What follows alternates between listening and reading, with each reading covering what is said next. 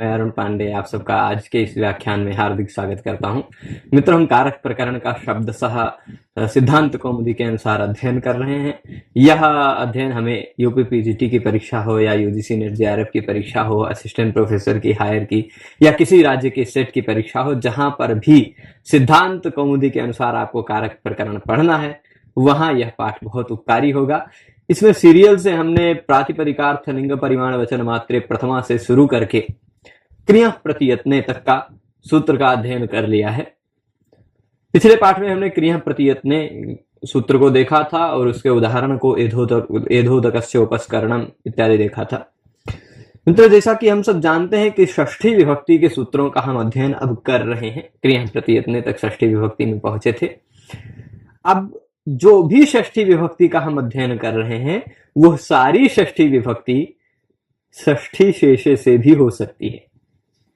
जो भी सूत्र से हम अध्ययन करेंगे, जैसे अभी हम रुजार्थानाम भाववचनानाम अज्वरे है, और उसके बाद जासिनी प्रहण नाटक क्राथ पिशाम हिंसायाम इत्यादि देखेंगे।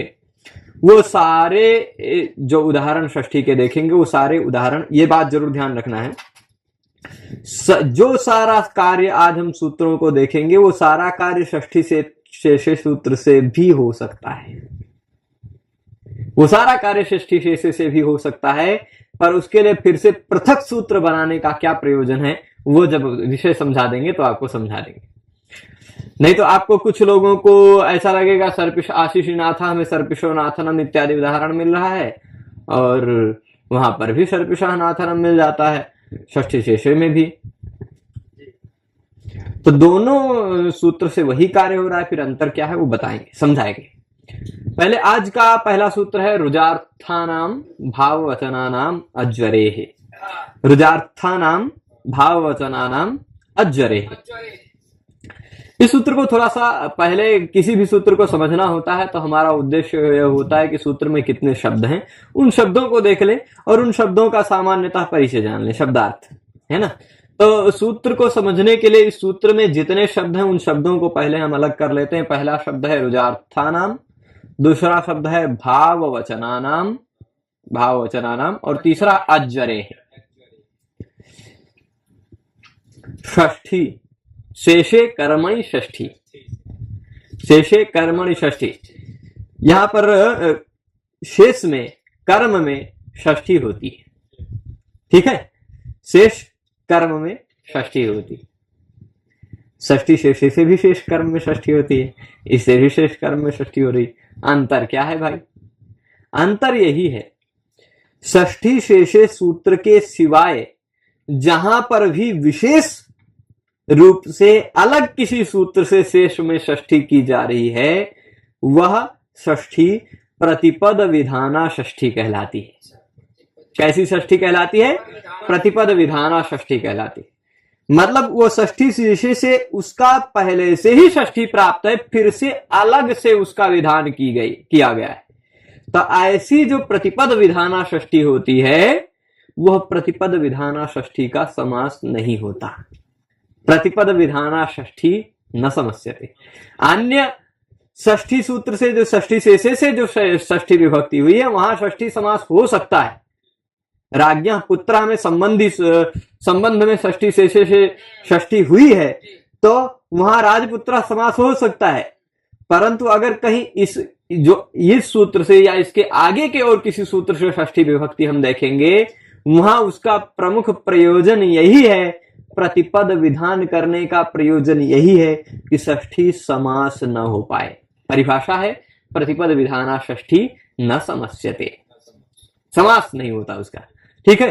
तो इस सूत्र का जो उदाहरण मिलेगा, वहां समास नहीं हो पाएगा। यही षष्ठी विभक्ति तो रहेगी पर समास नहीं हो पाएगा, यह प्रमुख उद्देश्य है। समझ रहे हैं अभी तक? तो अब रुजार्थानाम, रुजा मतलब होता है व्याधि, रोग, है ना, जो एक कई तरह की हो सकती है, विशेष करके शारीरिक व्याधि, विशेष रूप से वही अर्थ ले लीजिए। कौनो रोग हो गया, है ना, तो वो व्याधि है, उसको कहा जाता है रुजा। रुजा, ठीक है। रुजा, रोग, रुक, हिंदी में रुक अलग है, संस्कृत में रुक अलग है। हाँ हाँ, रुक, रुक और रुग दोनों रूप बनता है। वाव आने से का होकर रुक भी बनता है, झलाम जशोंते से ग होकर रुग भी बनता है। रुक, रुग, रुजौ, रुजहा। हाँ, मूलतः रुज शब्द है, वो रुक बनता है। तो वैसे ही रुजा शब्द है, ठीक है। तो रुजा मतलब व्याधि, व्याधि जिसका अर्थ है ऐसी कोई धातु होनी चाहिए। ये सूत्र कई शर्त कहेगा, 4 बातें कहेगा यह सूत्र प्रमुख रूप में। क्या 4 बातें कहेगी, क्या 4 बात कहेगा? एक चीज क्या है कि वह धातु रुजा अर्थ वाली होनी चाहिए। पहली बात सभी समझ रहे हैं, रुजार्थानाम। दूसरी बात क्या कह रहा है कि वह रुजा अर्थ वाला जो धातु है, उस धातु से कोई ऐसा प्रत्यय लगा हो जो भाव अर्थ में हो।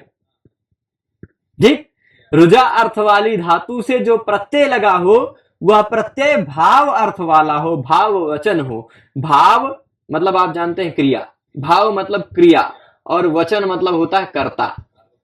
ठीक, भाव यहां वचन शब्द का अर्थ करता है, इसलिए भाव वचना नाम का यह अर्थ क्या लिखे हैं? भाव कर्तृका नाम। ठीक, भाव वचना नाम का सीधे सीधे क्या अर्थ लिख रहे हैं? भाव कर्तृका नाम। तो भाव कर्तृक मतलब रुजार्थक जो धातु, फिर से समझ लीजिएगा, उदाहरण जब देंगे तो एकदम साफ क्लियर होगा, पर फिर भी रुजार्थक जो धातु है, उस धातु की जो क्रिया है यानी भाव है, उस पर कोई ऐसा प्रत्यय लग गया जो भाव अर्थ में है, क्रिया अर्थ में है। घई हो गया, ल्यूट हो गया, ये सब प्रत्यय ज्यादातर भाव अर्थ में होते हैं। तो भाव अर्थ में अगर प्रत्यय लगा हुआ है और वह जो प्रत्यय लगा है, प्रत्यय लगकर जो शब्द बना है, वह शब्द कर्ता बन जाए। ठीक, वह शब्द कर्ता बन जाए, ऐसा होना चाहिए। तो भाव कर्तृका नाम। पर भाववचना नाम का अर्थ समझ गए होंगे। इसके साथ साथ आगे क्या करें? अज्वरे। अज्वरे मतलब ज्वर धातु का प्रयोग नहीं होना चाहिए। भाई रुजा अर्थ की धातु तो ज्वर भी है ना? ज्वर मतलब बुखार है तो होता है, तो रुजा अर्थ की धातु ज्वर भी है ना? तो ज्वर धातु के प्रयोग में भी रुजार्था नाम भाववचना नाम सूत्र लग जाता। इसलिए अज्वरे एक अलग से साफ साफ कह दिया गया कि ज्वर धातु नहीं होना चाहिए। ज्वरी धातु मूलतः वो नहीं होनी चाहिए। ठीक है, तो अभी तक क्या क्या आप जाने? 4 शर्त है इस सूत्र का। एक शर्त है कि ज्वर धातु नहीं होनी चाहिए, अज्वरे। दूसरा शर्त क्या है? अन्य जो धातु है वह रुजार्थक हो, यानी व्याधिवाची हो, व्याधि अर्थ वाला होना चाहिए। रुजार्था नाम, अज्वरे है रुजार्था नाम, ये हो गया। तीसरी बात, कर्म में शेष की विवक्षा होनी चाहिए। कर्म में शेषत्व की विवक्षा होनी चाहिए, तो उसी कर्म में षष्ठी विभक्ति लगेगी। ठीक, चौथी बात क्या है कि वह धातु जो है, वह धातु जिस अर्थ को व्यक्त कर रहा है वह भाव है, धातु का अर्थ भाव है, वह भाव ही कर्ता बन गया हो, वह भाव ही कर्ता बन गया। जैसे अब एग्जाम्पल देंगे, यहां रुजार्थक धातु है एक रोग। रोग मतलब रुज धातु ही है, रुज धातु से घई प्रत्यय लग गया तो बन गया रोग। ठीक, रुज धातु से घई प्रत्यय लगकर रुज, घई, रुज, घई में से अ बचेगा। चजोह कु घिण्णतोह सूत्र से चजोह कु घिण्णतोह सूत्र देखा होगा, रुज में ज को ग हो जाएगा, रुग, और फिर रुग होगा, फिर उसके पुगंत लघुपध से च से गुण हो जाएगा, रोग। रोग, रोग शब्द बन गया रुज धातु से। ठीक, अब यहां पर रोग शब्द में भाव अर्थ वाला प्रत्यय लगा है ना? भाव अर्थ वाला प्रत्यय लगकर यह रोग शब्द, घय प्रत्यय लगकर यह रोग शब्द बना है। रुजार्थक धातु का प्रयोग है, रुजा भी है ना? रुजार्थक धातु का प्रयोग भी है और भाव अर्थ का प्रत्यय लगकर रोग बना है। अब यह जो भाव अर्थ का प्रत्यय लगकर रोग बना है शब्द, यह रोग शब्द क्या होना चाहिए? कर्ता बन जाए। ठीक, यह रोग कर्ता बन जाए, तो इस रोग कर्ता के कर्म में षष्ठी होती है। इस रोग कर्ता का कर्म क्या होगा? एक मिनट, इस रोग कर्ता का कर्म क्या होगा? चौर, उसमें षष्ठी हो जाएगी। ठीक, यहां देखिएगा, क्या रोग कर्तृक चोर संबंधी व्याधि। रोग ने चोर को पीड़ित कर दिया, यह भाव। रोग ने चोर को पीड़ित कर दिया। तो अब रोग हो गया कर्ता, चोर हो गया कर्म, उसको पीड़ा देना यह होगी क्रिया, रुजा, है ना। तो रुजार्थक धातु का प्रयोग भी है। देख लीजिए, रुजा एक है, मान लीजिए रुजार्थक धातु का प्रयोग है। उस रुजार्थक धातु का एक और भी प्रयोग है जो भाव अर्थ में है, भाववाची है। और यह भाववाची है, इस भाववाची का जो कर्म है यह कर्ता बन गया है। भाववाची जो है वह कर्ता बन गया है, क्योंकि रोग पीड़ित कर रहा है चोर को। तो पीड़ित करने की क्रिया कौन कर रहा है? रोग। तो रोग कर्ता बन गया है, रोग कर्तृक हो गया, चोर संबंधी हो गया व्याधि। रोग कर्तृक, चोर संबंधी व्याधि। सूत्र के चारों जो शर्त थे वो पहले बता देता हूं, चारों शर्तों को यहां पर घटा देता हूं तो पूरी तरह से क्लियर हो जाएगा। सूत्र कह रहा था पहली बात कि ज्वर धातु का प्रयोग नहीं होना चाहिए, अज्वरे। क्या यहां ज्वर धातु का प्रयोग है? नहीं है, यानी सूत्र घटित दिख रहा है अभी आपको। दूसरा, रुज अर्थ वाली धातु होनी चाहिए। इस धातु का अर्थ रुज है ना, है ना, यह भी घट रहा है। तीसरी बात, भाव वचन होना चाहिए, भावकर्ता के रूप में प्रतिपादित हुआ होना चाहिए। तो घय प्रत्ययांत है भाव, वही रोग जो घय प्रत्ययांत है, भाव अर्थ वाला है, वही कर्ता बन गया है, यानी भाव कर्तृक है। ठीक, भाव कर्तृक भी हो गया, भाव वचन भी हो गया। और दूसरी चीज, उसके कर्म में षष्ठी होती है। रुजार्थानाम कर्मणि शेषे षष्ठी। कर्म को हम कर्म के रूप में नहीं बोलना चाह रहे हैं, कर्म को हम संबंध के रूप में बोलना चाह रहे हैं। चोर संबंधी रोग, हमारी विवक्षा भाई, हम चाहे जैसा बोले। हम ऐसा भी बोल सकते हैं कि रोग चोर को पीड़ित कर रहा है, या ऐसा भी बोल सकते हैं चोर रोग से पीड़ित हो गया। ऐसा भी बोल सकते हैं चोर पीड़ित हो गया, चोर को कर्ता बना दिया। हम ऐसा बोल सकते हैं कि रोग ने चोर को पीड़ित किया, ऐसा बोल दिया तो चोर को बोला है। पर ऐसा भी कह सकते हैं रोग के द्वारा, रोग से चोर पीड़ित हो गए, रोग के द्वारा चोर संबंधी पीड़ा हो गई है। संबंध के रूप में हमारे बोलने की इच्छा, हम चाहे जैसा बोल सकते हैं। तो कर्म जो है उस कर्म को शेष के रूप में हम बोलना चाह रहे हैं। यदि संबंध के स्वस्वामी भावादि रूप संबंध या अन्य किसी संबंध के रूप में बोलना चाह रहे हैं तो वह कर्म में षष्ठी हो गई, चौर में षष्ठी हुई। रुजार्थानाम भाव वचनानाम अज्वरे सूत्र से यहां किसमें षष्ठी है? रुजार्थक जो भावकर्ता का कर्म है उस कर्म में षष्ठी इसमें हुई है। अब आप कहेंगे रोगस्य में भी षष्ठी, वो किससे हुई है? तो रोगस्य में जो षष्ठी है वो षष्ठी शेषे से, ठीक, वो षष्ठी शेषे से षष्ठी लगी है। चौरस्य में जो है वह कर्म में शेषे षष्ठी, ठीक। रुजार्थानाम भाव वचनानाम अज्वरे, ठीक है। तो ये दोनों हो जाएगा। अब ये दूसरी चीज क्या कहा था सूत्र में, उक्त हो जाता है कोई बात गलत या सूत्र में कुछ चीजें छूट जाती हैं, तो उन सब की जो बातें जहां पर चर्चा की जाती हैं वो वार्तिक होती है। उक्तानुक्त दुरुक्तानाम चिंता यत्र प्रवर्तते तम ग्रंथम वार्तिकम प्राहुः वार्तिकज्ञा विचक्षणा। तो वह वार्तिक है भाई। पाणिनि बाबा ने खाली कह दिया अज्वरे है। पाणिनि बाबा ने क्या कहा? अज्वरे है, यानी ज्वर धातु नहीं होना चाहिए।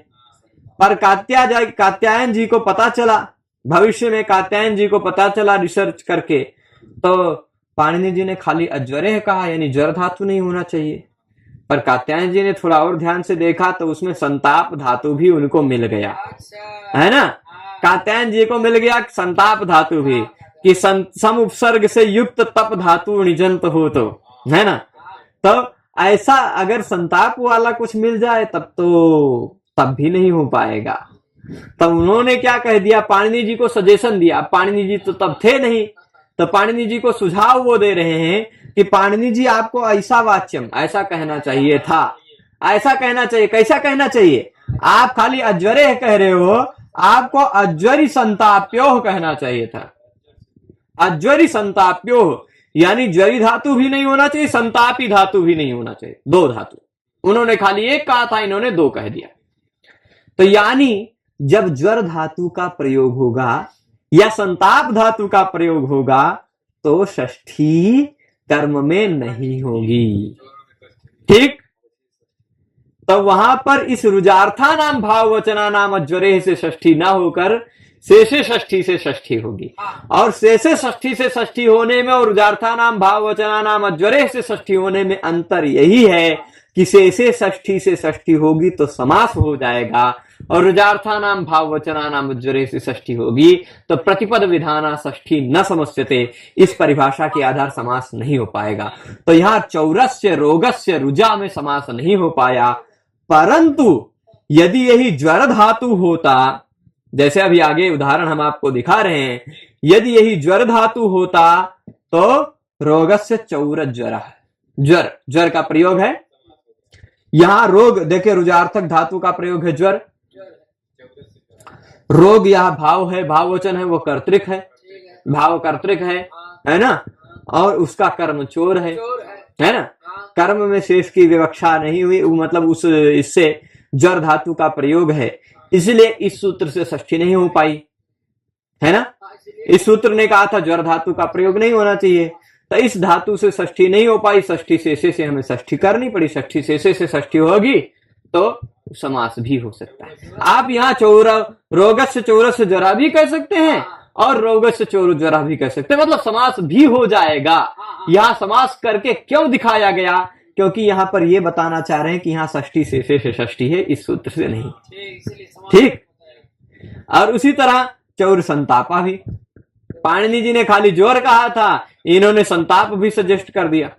ठीक, तो ये बात भी समझ गए। ये क्या कह रहे, रोग कर्तृकम, रोग कर्ता बना है यहां भी, और चौर संबंधी है, ज्वर इत्यादि है। यहां क्या था, रोग कर्तृक चौर संबंधी व्याधि रुजा था, बात वही है, दोनों जगह अर्थ वही है, पर पाणिनि जी ने कहा है ज्वर धातु का प्रयोग नहीं होना चाहिए। कात्यायन जी ने कहा कि ज्वर और संताप दोनों का प्रयोग नहीं होना चाहिए। ठीक है, तो इस तरह से हमने इस सूत्र को समझा।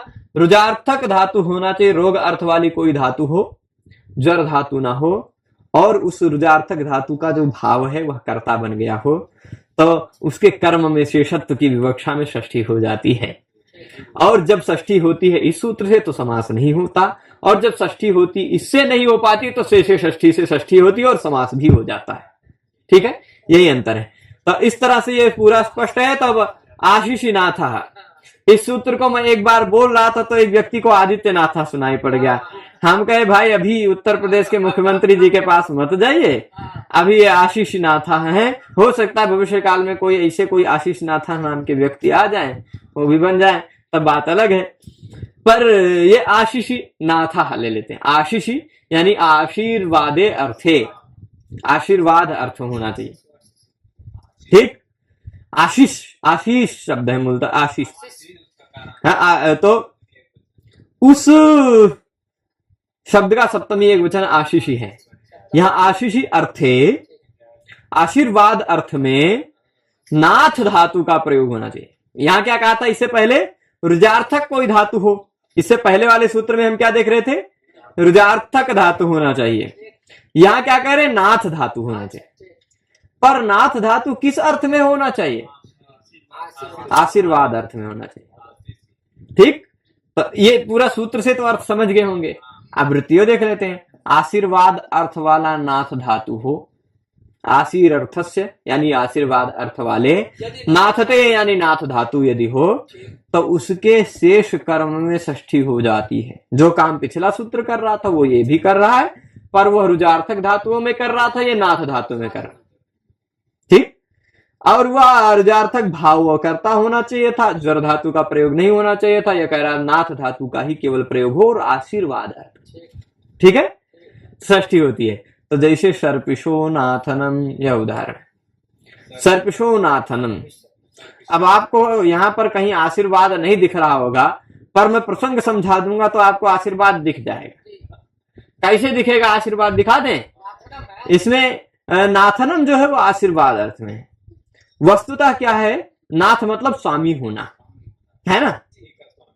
तो अब किसी व्यक्ति के पास पहले के समय में क्या होता था, गाय भैंस इत्यादि कम होती थी, लोगों के पास गरीबी रहती थी, तो बहुत बहुत सारा क्या कहते हैं, घी बहुत ज्यादा होता नहीं था लोगों के घर। तो कोई व्यक्ति गरीब रहा होगा, वो अपने लिए किसी गुरु से या किसी देवता से या किसी महात्मा से मांग रहा है आशीर्वाद। क्या आशीर्वाद मांग रहा है? कि मैं भी थोड़ा दूध दही घी वाला बन जाऊं, है ना, मैं भी थोड़ा घी दूध दही वाला हो जाऊं, मेरे घर पे घी दूध दही रहते नहीं है। तो उन्होंने ऐसा आशीर्वाद दीजिए, ठीक, ऐसा आशीर्वाद दीजिए, घी वाला आशीर्वाद दीजिए, ठीक। तो उनके जो वो गुरु हैं या वो जो कोई भी हैं, वो क्या दे रहे हैं, तुम्हारी जो घृत संबंधी इच्छा है वह पूर्ण हो, ऐसा, या घृत संबंधी इच्छा है जो मेरी, उसका आशीर्वाद चाह रहा है, ठीक। तो घृत संबंधी इच्छा का आशीर्वाद हो गया यह सर्पिशो नाथनम। यह नाथनम का अर्थ क्या है? आशीर्वाद, ठीक। सर्पिशा मतलब घी संबंधी इच्छा, घी संबंधी इच्छा का आशीर्वाद। आशीर्वाद अर्थ में है, नाथ धातु का प्रयोग है, आशीषी नाथा लग गया, उसका कर्म क्या है? घृतम इच्छति, है ना, घृतम इच्छति, घृत का आशीर्वाद मांग रहा है ना। तो घी है, इप्सिततम क्या है? घी। क्या चाहता है वो? सबसे ज्यादा घी चाहता है ना, आशीर्वाद के रूप में सबसे ज्यादा घी चाहता, तो घी हो गया कर्म, घी ही तो कर्म होगा ना। अब घी कर्म है, इप्सिततम है, कर्म में कर्म को शेष के रूप में विवक्षित किया, शेष के रूप में बोलना चाहे, कर्म को कर्म के रूप में नहीं बोलना चाहे तो षष्ठी शेषे से संबंध इत्यादि के रूप में बोलना चाहे, षष्ठी होगी। षष्ठी शेषे से अगर षष्ठी होती तो सर्पिश नाथनम समास भी हो सकता था, और इससे आशीषी नाथा से होगा तो समास नहीं हो पाएगा, ठीक। प्रतिपद विधाना षष्ठी न समस्यते, यही एक परिभाषा है। परिभाषा आप अपने पास लिख सकते हैं, क्या है ऐसे, प्रतिपद विधाना, प्रतिपद विधाना षष्ठी। प्रतिपद विधाना मतलब विशेष सूत्र, षष्ठी शेषे के सिवाय विशेष सूत्र से जो अलग संबंध मात्र में षष्ठी होती है षष्ठी शेषे से, पर अलग किसी सूत्र से अलग फिर संबंध अर्थ में फिर से षष्ठी करने के लिए जो सूत्र आए हैं, उन सूत्रों से जो षष्ठी होगी उस षष्ठी का समास नहीं होगा। प्रतिपद विधाना षष्ठी न समस्यते, यहां फिर से लिखते हैं, षष्ठी न समस्यते। कुछ लोगों को लगेगा कि उसमें कोनो समस्या नहीं होती है, न समस्यते मतलब समस्या नहीं होती है, ऐसा मत समझिएगा। समस्यते मतलब समास नहीं होता, समासनम न भवति, समासः न भवति, ठीक ठीक, वो समास नहीं हो पाता है। अब कुछ लोगों को ऐसा लग गया प्रतिपद विधाना षष्ठी तो कोई समस्या नहीं है उसमें, ठीक, कोई समस्या नहीं है, समास ही नहीं होगा तो समस्या खत्म, है ना। समास होती तो समस्या आ जाती, पता चलता षष्ठी विभक्ति दिखाई नहीं पड़ती, तो समस्या दिख जाते, है ना। तो ये समस्या नहीं होती मतलब समास नहीं होता है, ठीक। तत्संबंधिनी याच्या। अब देखिए प्रश्न यहां उठा रहे हैं, देखिए वृत्ति में समझिएगा, सूत्र में आशीषी क्यों कह रहे हो भाई, आप आशीषी क्यों कह रहे हो? यदि आशीषी नहीं कहोगे तो क्या दिक्कत आएगी? तो कहेंगे माणवक नाथनम, यहां षष्ठी हुई है और षष्ठी हुई है, षष्ठी होने के बाद समास हो गया, ये षष्ठी शेषे से षष्ठी है। माणवकस्य नाथनम है, यहां भी षष्ठी है पर समास दिखा रहे हैं, उसी से पता चल रहा है कि ये इस सूत्र वाली षष्ठी नहीं है, षष्ठी शेषे वाली षष्ठी है, ठीक। षष्ठी शेषे वाली षष्ठी रहेगी तभी समास होगा, नहीं तो नहीं समास। तो माणवक नाथनम का अर्थ क्या होगा? यहाँ आशीर्वाद नहीं है, यहाँ बालक संबंधी याचना, ठीक, बालक संबंधी याचना, बालक मांग रहा है, आशीर्वाद नहीं मांग रहा है, बालक मांग रहा है, ठीक, बालक संबंधी याचना हो गया। यहाँ आशीर्वाद नहीं है, याचना है, ठीक। तत्संबंधी याच्या इत्यर्थ, याच्या, याच्या मूलतः याचना शब्द भी बनता है, याच्या शब्द भी बनता है। यज याच, याच्या मोघा वरम अधिगुणे नाथ में लब्ध कामा, यज याज विच्छ प्रक्षि रक्षो नंग, ऐसे करके सूत्र है, नंग प्रत्यय हो जाता है, हाँ ठीक। याच धातु से नंग प्रत्यय होता है, नंग के ना को चुनास्तु से नंग को ना को यहां हो जाता है, ठीक। याच्या, यज्ञ, यज्ञ भी उसी का उदाहरण है, यत्न भी उसी का उदाहरण है, विष्ण, प्रश्न, ये सारे नंग प्रत्यय के उदाहरण है। ठीक है, तो ये चल जाएगा। पूरा समझ गए कि आशीर्वाद अर्थ का होना चाहिए, नाथ धातु होना चाहिए, उसके शेष कर्म में षष्ठी होती है। सर्पिषः नाथनम, यह उदाहरण किसका है पूछा जाए तो आप कहेंगे आशीषीनाथ का। अगर सर्पिषः नाथनम में आशीषीनाथ सूत्र ना रहे विकल्प में तो आप षष्ठी शेषे भी लगा सकते हो, क्योंकि षष्ठी शेषे से भी यही उदाहरण बनता है। पर षष्ठी शेषे से जब यह उदाहरण बनेगा तो समास भी हो सकेगा, इस सूत्र से यह उदाहरण बनेगा तो समास नहीं हो सकेगा, यही इतना अंतर है। ठीक है, आशीषित किम, तो मानवक नाथनम, यह आशीर्वाद अर्थ में तो मानवक संबंधी याचना है, प्रार्थना है, मांग रहे हैं, इसलिए यहाँ आशीर्वाद अर्थ नहीं है, इसलिए इससे षष्ठी नहीं हुई, और इससे षष्ठी नहीं हुई तो समास की संभावना बनी रहती, इसलिए समासकार के दिखाया है उदाहरण में, है ना। तत्संबंधिनी याचा इत्यर्था, मतलब मानवक संबंधिनी याचना। ठीक है, आगे चलते हैं, अगले सूत्र में चले। बहुत बड़ा सा सूत्र है, कुछ लोगों को बहुत खतरनाक लग रहा होगा कि ये सब क्या कह रहे हैं, कुछ समझ में नहीं आ रहा है। पर जासी निप्रहण नाटक क्राथ पिशाम हिंसायाम, ये बड़ा सा सूत्र जो बना दिया, बड़ा सा कुछ नहीं है, खाली लिस्ट दे दी है। ये सूत्र में क्या दे दी है, लिस्ट। जैसे आप सब घर से बाहर निकलते हैं तो फिर बाहर निकलते समय आपको लिस्ट मिल जाती कि ये सामान लेके आना, वैसे पाणिनि जी भी लिस्ट बना के दे दिए कि ये धातु होगा तभी षष्ठी करना है। ठीक, सीधे लिस्ट दे दिया है। कौन कौन सी धातु का लिस्ट दिया है देख लीजिए। जासी धातु, नि उपसर्ग और प्रा उपसर्ग से युक्त हन धातु, निप्रहण, निप्रहण मतलब नि उपसर्ग से या प्रा उपसर्ग से युक्त हन धातु। अब नि और प्रा दोनों एक सथवे हो, या प्रा और नि उल्टा पलटा हो, या खाली प्रा हो या खाली नि हो, तो भी चलेगा। अभी आगे आएगा, देख लीजिए। यहाँ पर क्या है, निप्रौ, नि और प्रा जो दोनों हो वो संहत हो, एक साथ हो, विपर्यस्त हो मतलब विपरीत रूप में हो, या व्यस्त भी हो, अलग अलग भी हो। तो जैसे देख लो, निप्रहणनम, प्राणिहननम, निहननम, प्रहणनम, चारों तरह से दिखा दिया है ना। तो ये निप्रहण मतलब प्रा उपसर्ग से युक्त या नि उपसर्ग से युक्त या दोनों उपसर्ग से युक्त, उल्टा पलटा युक्त प्राणी। प्राणी को एक साथ करें या आगे पीछे नि और प्रा रहेगा तो निप्र होगा, पर प्रा के बाद नि कर देंगे तो ना को नेणा हो जाएगा, है ना कोणा हो जाएगा। नेर गद नद पद ऐसे करके सूत्र है, हाँ, उस सूत्र से ना को णा हो जाएगा। ठीक है, तो प्राणी हननम हो जाएगा। तब नि उपसर्ग से युक्त, प्रा उपसर्ग से युक्त हन धातु। दूसरा लिस्ट में दूसरी मिल जाएगी, दूसरा चीज, एक जासी धातु, दूसरा निप्रहण, नि उपसर्ग से युक्त, प्रा उपसर्ग से युक्त हन धातु।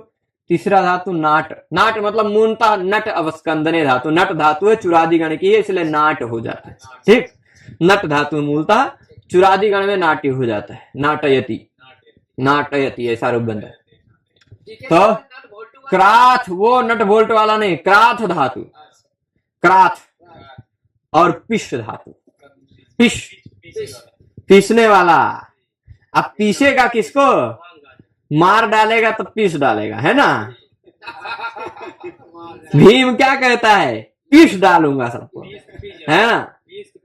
सारे हनुमान जी का जो वर्णन है सुंदरकांड में आप पढ़ेंगे वाल्मीकि रामायण को, रामायण में, तो कुछ लोगों को जब मारते हैं वाल्मीकि रामायण, जम्बू माली के साथ करोड़ों लाखों की संख्या में आते हैं उसके सैनिक, तो कुछ को पीस डाला, कुछ को मार डाला, है ना। तुलसीदास जी ने भी क्या कहा है, कछु मारे सी कछु मर्दे सी कछु मिले सी धर धूर, कछु पुन जाए पुकारे प्रभु मरकट बल भूरी, ऐसा है ना। वहां भी है, वहां का श्लोक अभी नहीं याद आता है, पर वहां भी पेषण का उदाहरण दिया है। पीस डाला, पीस डाला मतलब हिंसन कर दिया, हाँ, पेश है, ठीक है। तब पिश, ये इतने धातु किस अर्थ में हो, हिंसायाम। जी अब देख लीजिए, पूरी तरह समझ गए होंगे। जासी धातु, नि उपसर्ग से या प्र उपसर्ग से युक्त हन धातु, नाट धातु, क्राथ धातु और पिश धातु, कितनी हो गई, जासी, निप्रहण, नाट, क्राथ, पिश, पिश 5 हो गई। पर निप्रहण को आप 3-4 गिन सकते हैं। निप्रहण को प्रहण, निहन, निप्रहण, प्राणिहन, है ना, 4 उसको हो गए, तो मतलब वो 7 8 8 हो जाएंगे कुल मिलाकर, लेकिन फिर भी 5 धातु आप गिनिए, ठीक। तो ये 5 अगर हिंसा अर्थ में हो, ये 5 अगर हिंसा अर्थ में हो, तो इनके शेष कर्म में षष्ठी होगी। शेष कर्म में षष्ठी करने वाले ही सारे नियम हैं, ठीक। शेष मतलब कर्म को हम संबंध के रूप में बोलना चाहें तो, कर्म को संबंध के रूप में बोलना चाहें तो शेषे षष्ठी से भी हम षष्ठी कर सकते हैं, पर यहां प्रतिपद विधान समास षष्ठी हम कर रहे हैं, ठीक। प्रतिपद विधान षष्ठी समास का विशेष निषेध करने के लिए, ठीक। तो शेषे कर्मणि षष्ठी से अब देख लीजिए, चौरस्य उज्जासनम, चोर को मारना, हिंसा करना, ही सब जगह उदाहरण वही रहेगा। आप चोर है, पकड़ेंगे, हाँ, उज्जासी धातु उद उपसर्ग से युक्त है, उज्जासनम, उज्जासनम, ठीक। अब चोर को पकड़ेंगे तो हिंसा नहीं करेंगे, क्या करेंगे? हिंसा मतलब हत्या कर देना नहीं, ही पीटना भी हिंसा है ना, हिंसा वो भी हिंसा है, पीटना भी, पीड़ा पहुंचाना ये हिंसा है ना। तब चोर पकड़ गया है, तब फिर आप उसकी आरती तो उतारेंगे नहीं, पूजा सत्कार तो करेंगे नहीं, है ना, हिंसा ही करेंगे। तो चोरस्य उज्जासनम यहाँ हिंसा अर्थ है। उज्जासनम किस अर्थ में है? जासी धातु का प्रयोग है और हिंसा अर्थ में है। जासी निप्रहण नाटक क्राथ पिशाम हिंसायाम, ये कहेगा उसके कर्म में। अब भाई कोई व्यक्ति चोर को हिंसा कर रहा है, चोर की हिंसा कर रहा है, तो वह व्यक्ति हिंसा कर रहा है, उज्जासन कर रहा है। उज्जासन क्रिया का कर्ता वह है जो पीट रहा है, चोर थोड़े ना करता है, तो वह चोर को पीट रहा है। पीटने की क्रिया के द्वारा ईप्सिततम चोर है ना, पीटने की क्रिया के द्वारा उसका ईप्सिततम चोर है कर्म। उस कर्म को शेष के रूप में षष्ठी बताना चाहेंगे, शेष के रूप में वर्णन करना चाहेंगे तो षष्ठी हो जाएगी कर्म में, ठीक। अब सारे उदाहरण चोर वाले ही रहेंगे, सब जगह चोरों ही पीटना है और कोई दूसरा नहीं। भाई हिंसा करनी तो फिर भट्टो जी दीक्षित ने सोचा और किसी की हिंसा न करो, उनको चोर से ही हो सकता है, विशेष दुश्मनी रही हो सकता है कुछ चोरी हो गई हो सकता है उनके घर में कुछ चोरी हो गई हो, तो फिर ये सूत्र लिखने से पहले, है ना। तो अब इसलिए अब देख लीजिए क्या कह रहे हैं, निप्रौ संहतौ विपर्यस्तौ हुआ, ठीक। देखिए अभी चोर ही आएगा, देखो चोरस्य उन्नाटनम, चोरस्य क्राथनम, है ना। खाली एक जगह ये वृषल को ले आए, पता नहीं काहे। चौरस्य निप्रहणनम, सब जगह चौरस्य, प्रणिहननम, निहननम, प्रहणनम, चाहे जैसा कर लीजिए। तो अब निप्रौ, नि और प्र, निप्रहण में निप्र कहा गया है ना, ये नि और प्र संभत हो, मतलब एक साथ हो, नि और प्र हो, या विपर्यस्त हो, यानी प्र और नि हो गया हो, प्र और नि विपर्यस्त विपरीत हो गए हो, ठीक। विपर्यस्त मतलब विपरीत हो गया, प्राणी हो गया अथवा व्यस्त हो गया, अलग अलग हो, खाली प्र अलग हो, नि अलग हो, ठीक। तो चारों ढंग से होगा, मतलब नि और प्र एक साथ हो, प्र और नि उलट गए हो, या प्र अलग हो, नि अलग हो, ठीक। तो ऐसा होने पर भी षष्ठी हो जाएगी। हिंसा अर्थ होनी चाहिए, हिंसा अर्थ होना चाहिए, ठीक। तो चोरस्य निप्रहणनम, निप्र रहेगा तो हन धातु के ना को भी ना हो जाएगा, और फिर उसके बाद प्राणी हननम, प्राणी हननम, ये नी उपसर्ग है, नी के ना कोना हो गया नेरगद वाले सूत्र से। अब यहां ना का व्यवधान होने के कारण इस ना कोना नहीं हो पाएगा, क्योंकि ना तो ये ना कवर्ग में है, ना पवर्ग में है, ना अट में है, ना आंग है, ना नून है, ठीक। इसलिए इसको बाद वाले को ना नहीं हो पाया, ठीक। यहां पे था, यहां बीच में प्रा के बाद फिर से दोबारा ना नहीं आ रहा है, तो इस ना को ना हो गया, हन धातु के ना को, है ना। यहां पे जो व्यवधान है, प्रा में रा के बाद ह है, आ है, आ ह आ, ये अट का अट में ही आ जाते हैं सब कुछ, है ना। इसलिए यहां पे अणत्व हो गया, आगे अणत्व नहीं हो पाएगा। आगे देखिए, निहननम रहे या प्रहणनम रहे, चौरस्य निप्रहणनम, चौरस्य प्रणिहननम, चौरस्य निहननम, चौरस्य प्रहणनम, चारों जगह भाई हनन किया जा रहा है, हिंसा की जा रही, किसकी? चोर की। चौरस्य निहननम, हाँ नहीं, चौरस्य निहननम, तेन तेन चौरस्य निहननम, हाँ क्योंकि भाव अर्थ में ना। तो सह चौरम निहंति, सह चौरम निहंति, ऐसा कर्तृवाच्य में बनाना चाहेंगे तो वह चोर को मारता है, चोर की हिंसा कर रहा है, तो वह करता है, कोई करता है, वह निहनन क्रिया कर रहा है, हिंसन क्रिया कर रहा है, उसकी हिंसन क्रिया के द्वारा ईप्सिततम है चोर, चोर है कर्म, चोर कर्म को षष्ठी हो गई संबंध मात्र विवक्षा में। ठीक, चौरस्य निहननम, चौरस्य प्रणिहननम, चौरस्य प्रहननम, चौरस्य निहननम, सब तरह से बन जाएगा। आगे अब नट धातु जो है, नट अवस्कंदने, चुरादिगण की धातु है, चुरादिगण की धातु है, इसलिए णिच होगी, णिच होगी तो अत उपधाया से नट की उपधा आ है, उसकी वृद्धि होगी, नाट हो जाएगी। हिंसा, हिंसा ही अर्थ होना चाहिए, अब चाहे जिस अर्थ में हो, हिंसा अर्थ बस। ठीक, सूत्र जी क्या कह रहे हैं, हिंसा अर्थ होना चाहिए, बस आपको हिंसा ही मिलेगा। ठीक, चौरस्य उन्नाटनम, भाई अब नट धातु अवस्कंदन अर्थ में है, लेकिन अगर उत उपसर्ग लग जाएगा तो उन्नाटन हो जाएगा, मतलब हिंसा अर्थ में आ जाएगा। ठीक, तो अब भाई यहाँ क्या है, उन्नाटन हो जाएगा, हिंसा अर्थ है, चोर ही उदाहरण है, इससे कोई दिक्कत नहीं। चौरस्य क्राथनम, चोर की हिंसा, यहाँ भी वही बात है। आगे आ गया वृषलस्य पेषणम, वृषलस्य पेषणम, यहाँ वृषल की हिंसा आ गई, चोर इतना चोर चोर चोर चोर बोलते बोलते पक गए, फिर वृषल में पहुंच गए। वृषल मतलब बैल नहीं होता है, वृषल मतलब शूद्राश्च चावर वर्णाश्च विषलाश्च जघन्यजाः, ये अमरकोश में कहा गया है, शूद्राश्च चावर वर्णाश्च वृषलाश्च जघन्यजाः, ये पर्यायवाची शब्द है, शूद्र का पर्यायवाची शब्द है वृषल। वृषल मतलब क्या होता है, शूद्र। तो वृषल से पेषणम, वृषल की हिंसा, शूद्र की हिंसा। ठीक, यहां भी ऐसा वृषलम पिनष्टि, पिनष्टि पिष धातु का पिनष्टि रूप बनता है ना, वह शूद्र की हिंसा कर रहा है। कोई है, होगा कोई पहले एक समय में, तो हुआ होगा कुछ बवाल, कुछ बवाल हो गया होगा, बस उसी में चल गया है ना। तो वृषल से पेषणम, तो अब यहां पर क्या है, वृषल है जो कर्म है, हिंसन क्रिया का कर्म होने के कारण उसमें षष्ठी हो गई शेष में। ठीक, अब प्रश्न कर रहे हैं कि भाई ये धातु इतना हो तो षष्ठी होती है, पर हिंसार्थ होना चाहिए तभी होगा, हिंसार्थ नहीं है तो धाना पेषणम में देख लो, षष्ठी तो है पर से षष्ठी से, इससे नहीं है, प्रतिपद विधान नहीं। ठीक है, धाना का यहाँ पेषण हो रहा है भाई, अब धाना का धाना पेषण मतलब जानते हैं, धाना पेषण मतलब जान रहे हैं, धाना मतलब होता है व्रीहि एक प्रकार का। ये यहाँ पर देख लेते हैं क्या दिया है, धाना पेषणम, वृषलस्य पेषणम, हिंसा अर्थ होना चाहिए। हाँ, भुने हुए धान्य, भुना भुना हुआ धान भूजा जाता है, उसको भुने हुए के बाद उसका पीसा जाता है। अब फिर पीसा जा रहा है मतलब हिंसा थोड़े ना हो रही, ये हिंसा हुई का नहीं, हिंसा नहीं है।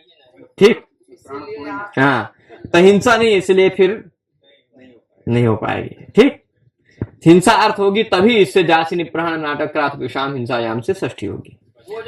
अब इसके बाद इसी तरह के भावार्थ का, इसी तरह के भावार्थ का षष्ठी का 3 सूत्र और बचा है, जिसमें तीनों सूत्रों में एक तरह का भावार्थ है, एक जैसे संबद्ध हैं, तो इसको भी देख ही लेते हैं।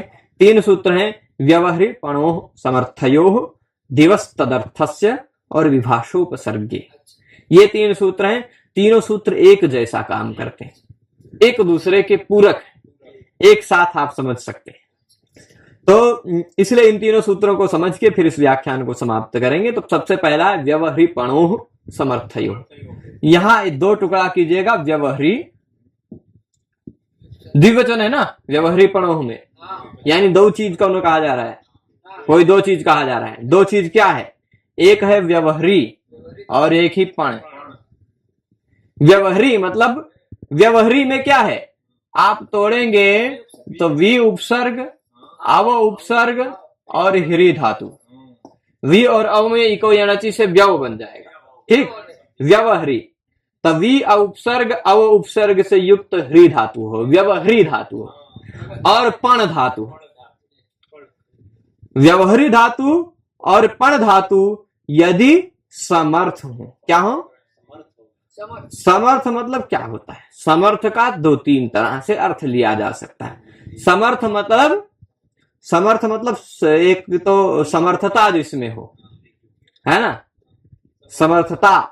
समर्थता जैसे मैं पढ़ाने में एक प्रकार से समर्थ हूं, ये वाला समर्थ अलग है, सामर्थ्य वाला।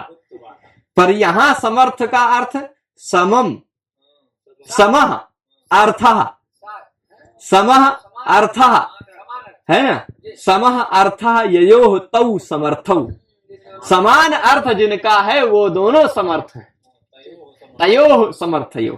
ठीक, तो व्यवहारी धातु और पण धातु यदि दोनों समान अर्थ वाले हों तो इनके शेष कर्म में षष्ठी होगी।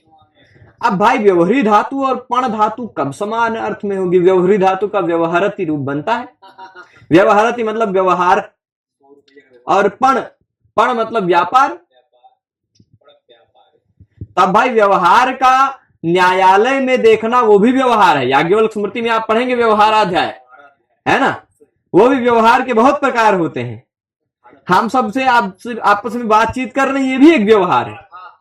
तब व्यवहारी के कई अर्थ हैं, पर व्यवहारी यदि पण के साथ समान अर्थ वाला हो, यानी जो अर्थ पण धातु का है वही अर्थ व्यवहारी धातु का भी हो, तो ऐसे व्यवहारी धातु और ऐसे पण धातु के शेष कर्म में षष्ठी होती है। ठीक, शेषे कर्मणि षष्ठी स्यात्। अब ये दोनों कब समान अर्थ में आते हैं? कब समान अर्थ में आते हैं? तो दो बात बता रहे हैं, द्यूते क्रय विक्रय व्यवहारे च।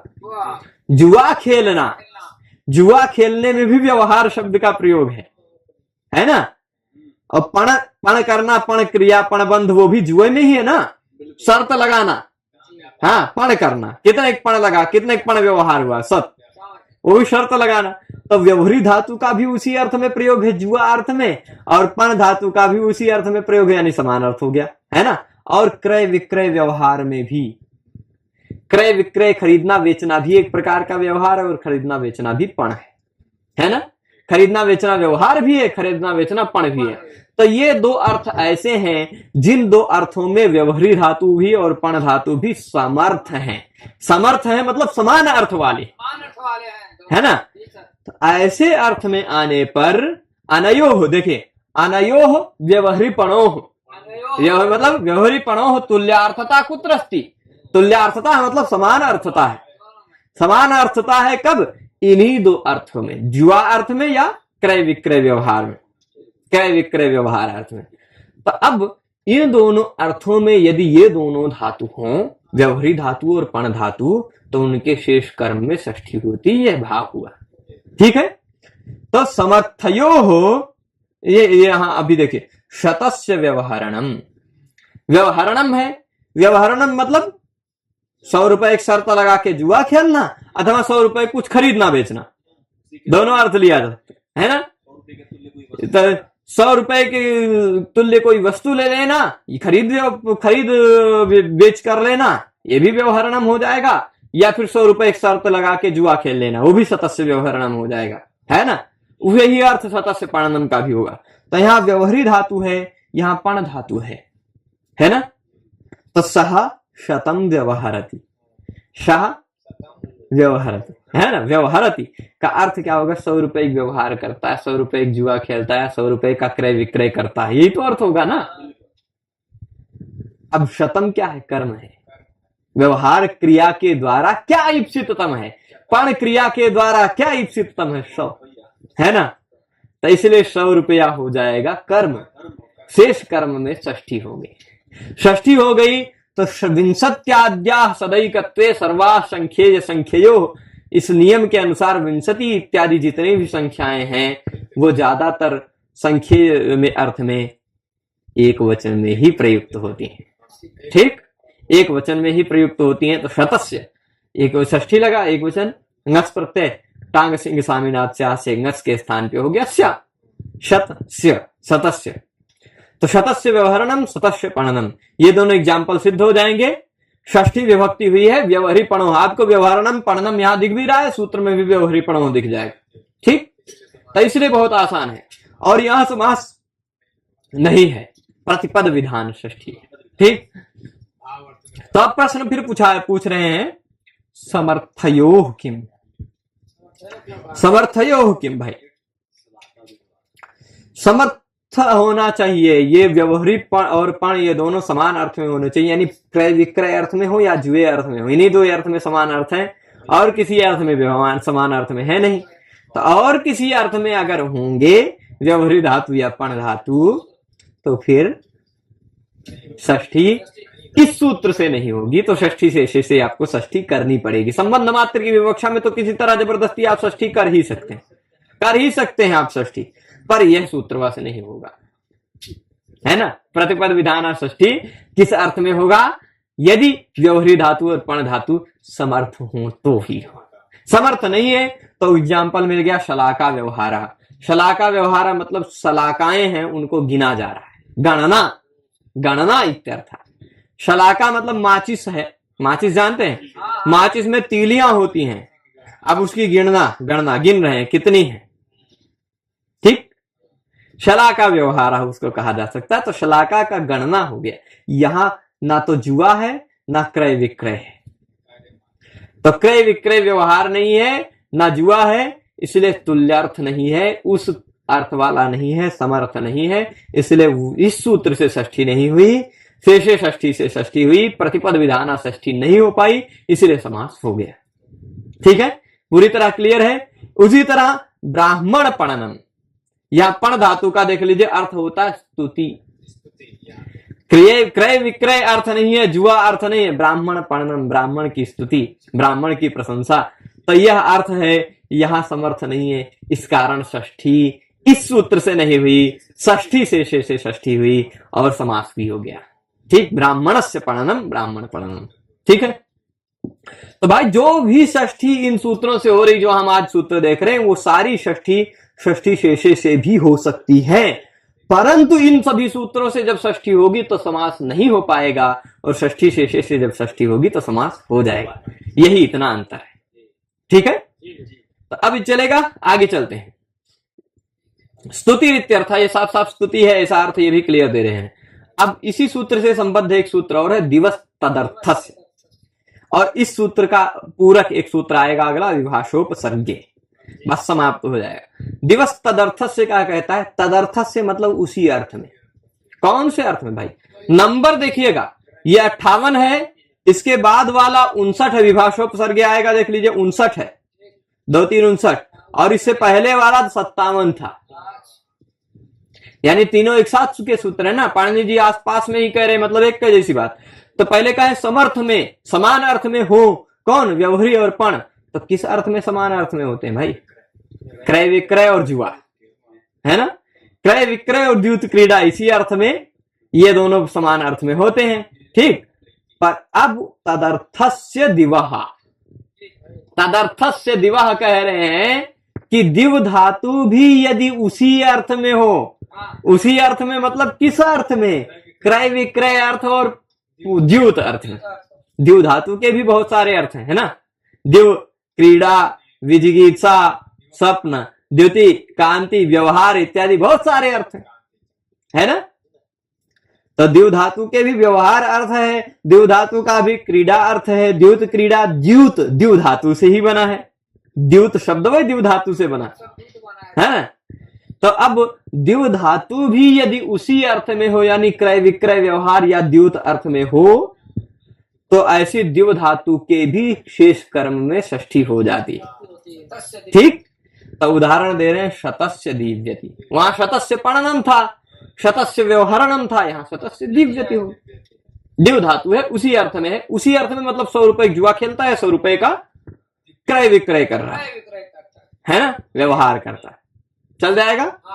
अब फिर ये देख लीजिए, हाँ, यहाँ शतस्य दिव्यति, शतस्य दिव्यति हो जाएगा ना, शतस्य में यहां भी षष्ठी हो गई, एक वचन होगा, षष्ठी का एक वचन ही होगा। देख लीजिए, द्यूताद्यर्थस्य, क्या बता रहे हैं, द्यूताद्यर्थ, जो अर्थ वही द्यूते क्रय विक्रय व्यवहार कहा है ना, उस अर्थ क्रय विक्रय रूप व्यवहारार्थस्य च दिवः कर्मणि षष्ठी स्यात्, उसके कर्म में द्यू धातु के कर्म में षष्ठी। तो दिव्यति, दिव्यति है ना, अब दिव्यति मतलब खेलता है, अब उसका कर्म क्या है, सब 100 रुपए खेलता है, 100 रुपए से खेलता है, 100 रुपए व्यवहार करता है, ईप्सितम है ना, तो शतम दिव्यति हो जाता है।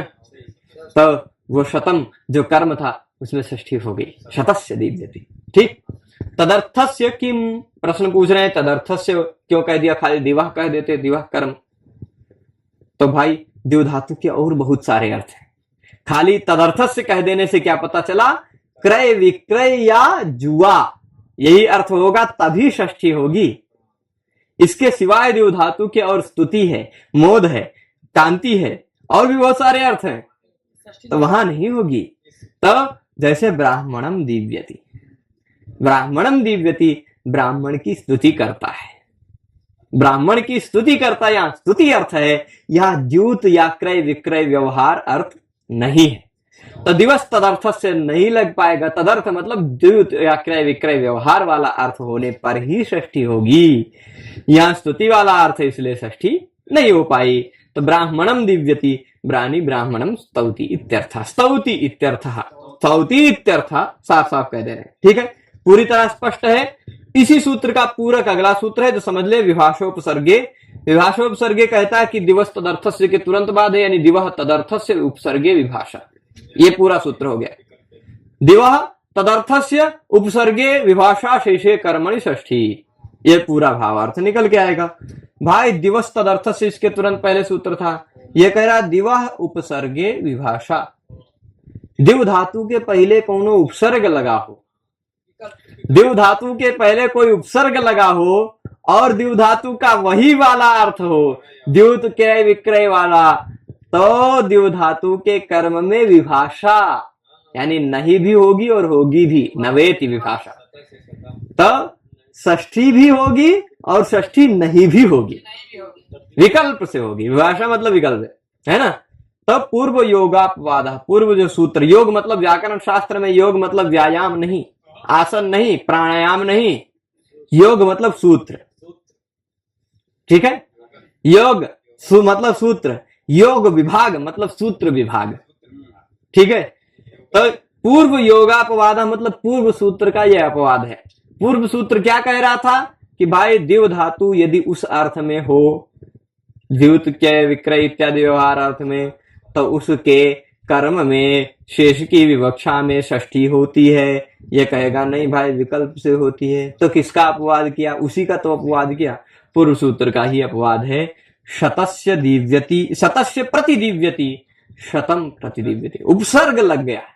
यदि उपसर्ग नहीं होता, केवल दिव्यति होता और वही जुआ क्रय विक्रय इत्यादि व्यवहार अर्थ होता, तो केवल शतस्य दिव्यति होता।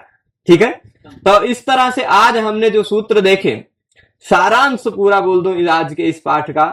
आज के इस पाठ में हमने सबसे पहले सूत्र देखा था, कौन सा? सबसे पहला हमारा आज का सूत्र था रुजार्थानाम भाववचनानाम अज्जरे। रोग अर्थ वाली कोई धातु होनी चाहिए, फिर से जल्दी जल्दी बता देते हैं। रोग अर्थ वाली कोई धातु हो और उस रोग अर्थ वाली धातु जर धातु ना हो और उसका जो भाव यानी क्रिया हो वही कर्ता बन गया हो, जर धातु का प्रयोग ना हो, तो उसके कर्म में शेष की विवक्षा में षष्ठी हो जाती है। चोरस्य रोगस्य रुजाय, उदाहरण हमने देखा था। वार्तिककार ने कह दिया था अज्वरी संताप्यो रीति वक्तव्यम या अज्वरी संताप्यो रीति वाच्यम। खाली पाणिनि जी आप जो अज्वरे कह रहे हो उसके जगह पे अज्वरी संताप्यो कह देना था, संताप धातु को भी प्रयोग कर देना था। यानी संताप रहेगा या ज्वर रहेगा तो षष्ठी इससे नहीं होगी। रोगस्य चौर ज्वर, रोगस्य चौर संताप, ये उदाहरण दिया। षष्ठी इससे नहीं हो पाई, षष्ठी शेषे से करना पड़ा और उसी कारण समास हो गया, है ना। फिर आशीषिनाथा देखा था, आशीर्वाद अर्थ में यदि नाथ धातु का प्रयोग हुआ हो तो उसके कर्म में शेष में षष्ठी होती है। आशीर्वाद अर्थ में होना चाहिए, आशीर्वाद अर्थ में नहीं होगा। आशीषो क्या है? सर्पिशो नाथनम, यानी घृत संबंधी, घृत का स्वामी बनूं, घृत संबंधी इच्छा का आशीर्वाद, है ना।